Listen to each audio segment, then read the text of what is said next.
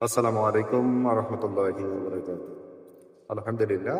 আজকে পবিত্র জুমার দিন।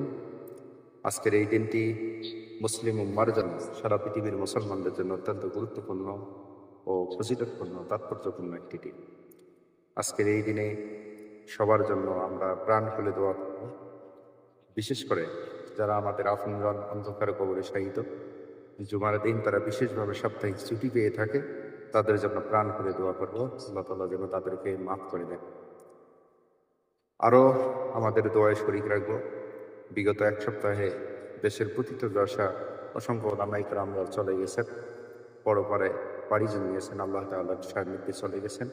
বিশেষ করে আল্লামা নুরুল হুদা ফয়জী রহমতুল্লাহি আলাইহি, যিনি বিংশ শতাব্দীর অন্যতম একজন বীর দায়ী ও রাহবার, আল্লাহ তাআলা যেন তাকে মাফ করে জান্নাতের আলা দান করে।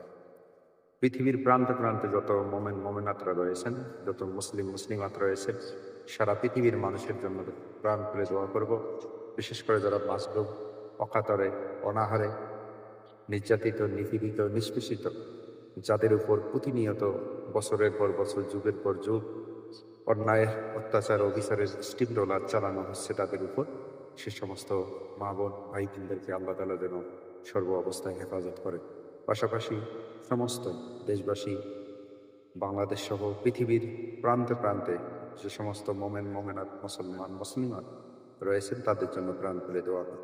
সর্বোপরি আল্লাহ তাআলা প্রত্যেক মুসলমানদেরকে দ্বীনের উপর একনিষ্ঠভাবে চলা এবং থাকা, সে অনুযায়ী আমল করার জন্য আল্লাহ তাআলা তৌফিক দান করেন।